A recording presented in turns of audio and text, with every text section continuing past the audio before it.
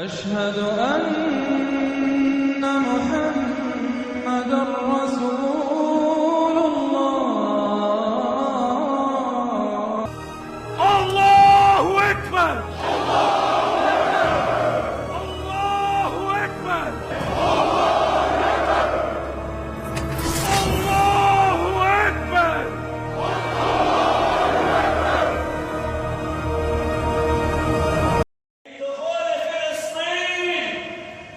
من دخول بيت المقدس، من دخول المسجد الأقصى المبارك.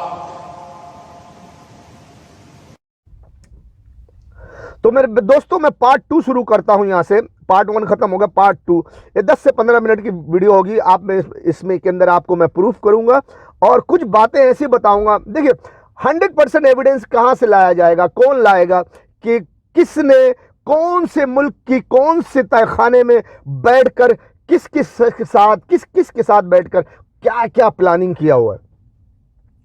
ये कुछ खास ज्ञान है, ये खास इल्म है जो तुम तक पहुंचाना है। अगर आप दुनिया का पॉलिटिक्स देखेंगे तो आप दुनिया के पॉलिटिक्स को ध्यान में रखकर, और इसके अलावा भी और बहुत सारे नॉलेज हैं, उसके बारे में सब जानकारी हासिल करके अगर आप सोचेंगे तो आप हकीकत तक पहुंच सकेंगे। अगर आप मेरी बात को झुठला भी दें तो भी आप हकीकत तक पहुंच जाएंगे। देखिए मैं पार्ट 1 में आपको बताया कि मैं इस खित्ते में तबाही बर्बादी होने वाली है, मैं इसके बारे में आपको समझाना चाहता हूं। ठीक है, तो आज 12 जनवरी 2024 है और 2024 से 25, 26, 27 बहुत बुरे दिन आ रहे हैं, बहुत बुरे दिन आ रहे हैं और ये पूरा खित्ता तबाह होने जा रहा है। तबाह कौन करेगा? मैं बोल चुका हूं कि हिंदुस्तान के हुक्मरान और हिंदुस्तान के लोग ये बिल्कुल बेवकूफाना हरकत कर रहे हैं। बेवकूफ हैं जो अपने माल खर्च करके, अपने माल दौलत खर्च करके, अपने जवानों को मरवा करके फायदा किसको पहुंचा रहे हैं? यूएस, ब्रिटेन, फ्रांस, इजराइल को।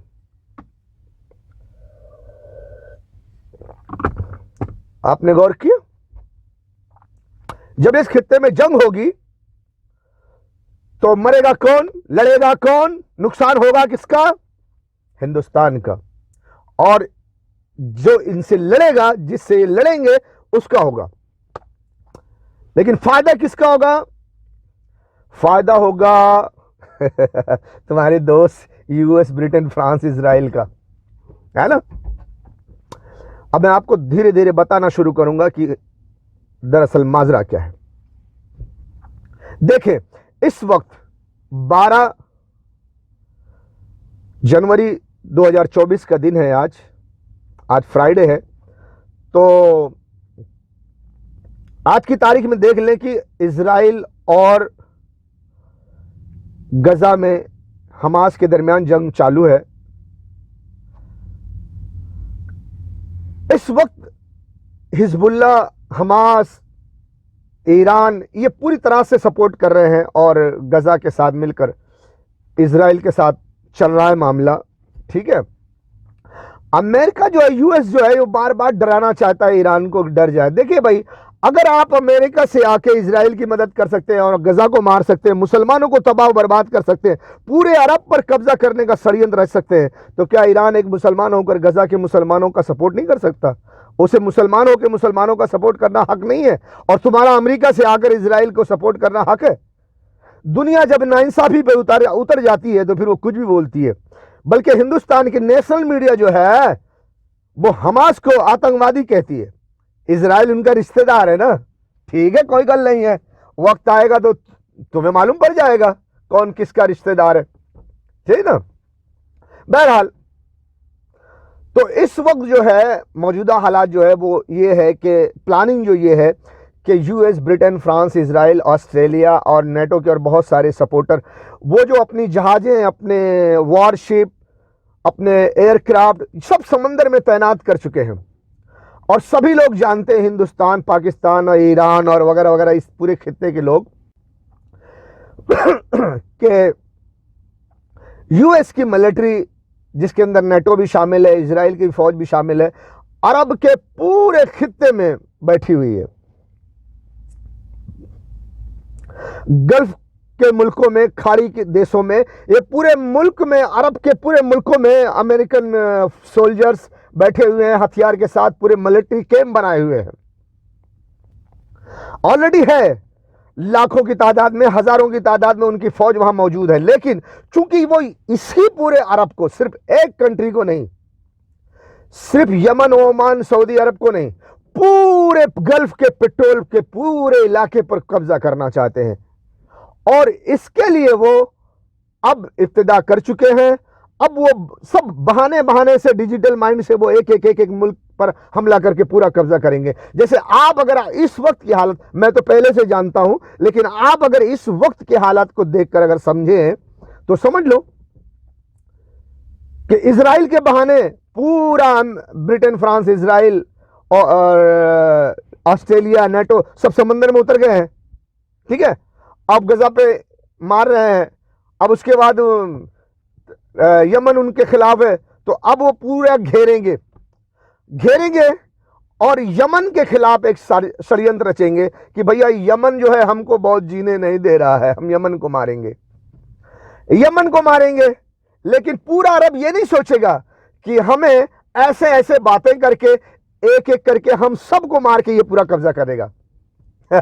यमन को बोलूंगा तो सऊदी साथ नहीं देगा, और कुवैत साथ नहीं देगा, बहरीन साथ नहीं देगा, कतर वगैरह वगैरह जो भी है, कोई भी साथ नहीं देगा। सोचेगा यार यमन, अब वो यमन करके यमन पे शायद हमला करे, या फिर कतर पे हमला करे, या अपने डिजिटल माइंड के हिसाब से वो अरब के किसी सेंटर मुल्क में कहीं बैठे कि जिससे कि वो सारे अरब को कंट्रोल कर सके। और वैसे भी सारे मुल्क में उनकी फौज है, ये उनका अपना दिमाग है, जैसे वो इस्तेमाल करें।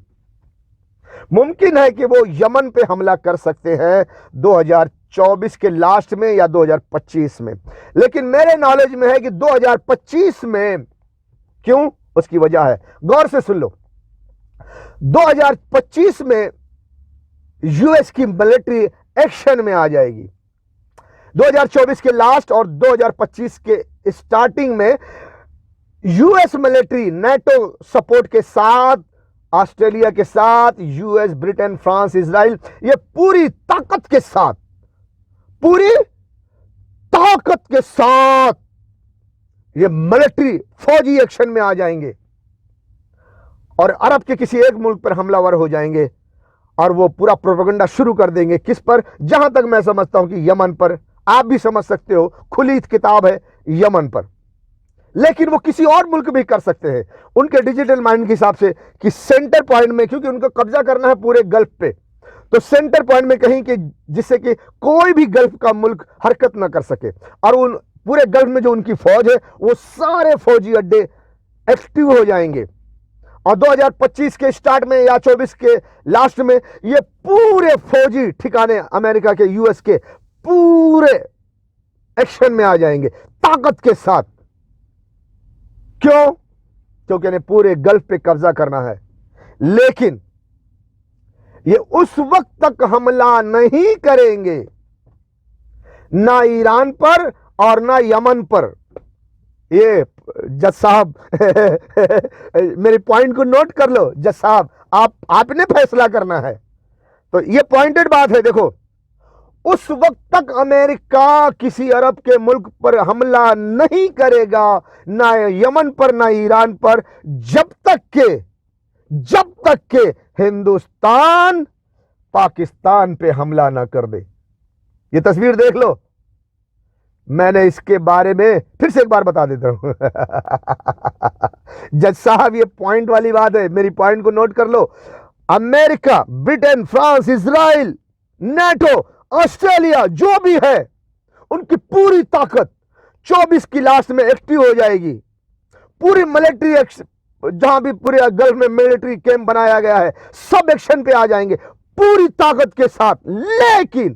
लेकिन वो अरब के किसी भी मुल्क पर हमला नहीं करेंगे, हत्ता कि ना ईरान पे, ना यमन पे, ना लेबनान पे, हिजबुल्लाह पे। क्यों? समझो, उस वक्त तक हमला नहीं करेंगे जब तक कि ये हिंदुस्तान पाकिस्तान पे ना हमला करे। जज साहब ये पॉइंटेड बात है, पॉइंटेड। इस पॉइंट को नोट कर लो, अपने जहन में बिठा लो, ये बहुत काम की चीज है।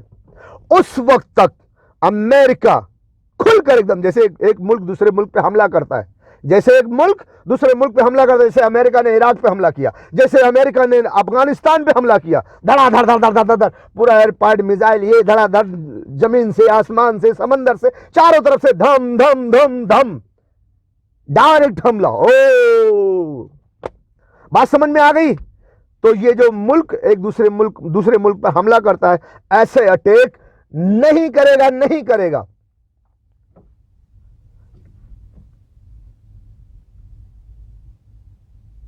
अमेरिका, ब्रिटेन, फ्रांस, इजराइल उस वक्त तक घेर लेंगे, चारों तरफ से अपनी ताकत, अपनी पावर को एकदम एक्टिव कर देंगे, लेकिन अरब के किसी भी मुल्क पर हमला नहीं करेंगे, ना यमन पर, ना ईरान पर, ना सऊदी पर, ना कुवैत पर, ना बहरीन पर, ना कतर पर, किसी पर भी नहीं करेंगे उस वक्त तक जब तक के हिंदुस्तान पाकिस्तान पे हमला ना कर दे। क्यों? अरब के लोग अमीर हैं, जब उन पर हमला होगा तो वो चीखेंगे, चिल्लाएंगे, हाय बचाओ, ये तो हम पर हमला हो गया है। तो छोटे मोटे जितने पालतू कुत्ते हैं वो करते जाएंगे, ओए यहां टुकड़ा मिलेगा। लेकिन कोई गरीब मुसलमान मुल्क पर अगर अमेरिका हमला करता है तो सारे छोटे मोटे कुत्ते करके अपने अपने घरों में छुपे रहेंगे। एक तो ये पॉइंटेड बात है, ये भी याद कर लो। अब खुलकर बोल दूं तो जैसे US, Britain, France, Israel, Saudi Arabia पे हमला करेगा, इस्लामी किताबों में लिखा हुआ है, गजा के बाद वो आगे बढ़ेंगे, यहां तक कि मदीने तक आ जाएंगे। बहुत कुछ है, उनका ग्रेटर इजराइल बनेगा ना, फोटो दिखा दूंगा बस, नहीं दिखाऊंगा, अभी नहीं दिखाने के टाइम, अभी दिखाने का टाइम नहीं है, तुम खुद समझो। इजराइल का ग्रेटर इजराइल है, उस पर कब्जा करना है ना, सऊदी अरब पे हमला करना है ना। अगर सऊदी अरब पे इजराइल और America, Britain, France, Israel, NATO सबने हमला कर दिया तो ये पाकिस्तान, ये अफगानिस्तान, ये सब दौड़े चले जाएंगे। पाकिस्तानी वाले तो कुत्ते आएंगे, टुकड़ा डालो कि भौंकना शुरू कर देंगे। पाकिस्तानी कुत्ते हैं, कुत्ते, वहां की फौज।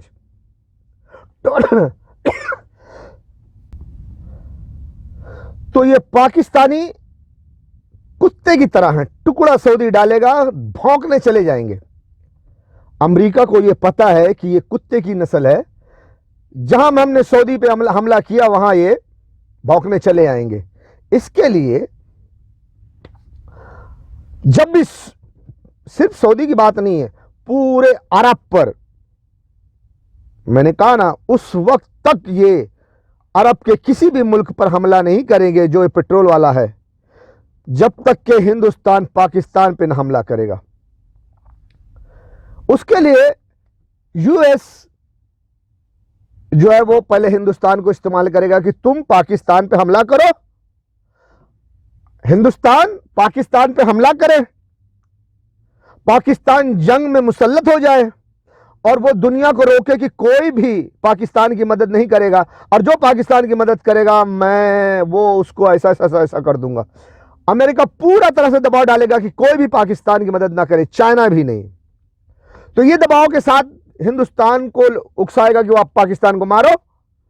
अब पाकिस्तान पे जब हमला करेंगे तो वो अनेक बहाने लगाएंगे, अनेक प्रोपेगेंडा करेंगे, वो बात अलग है, ठीक है, उसको अलग कर दो।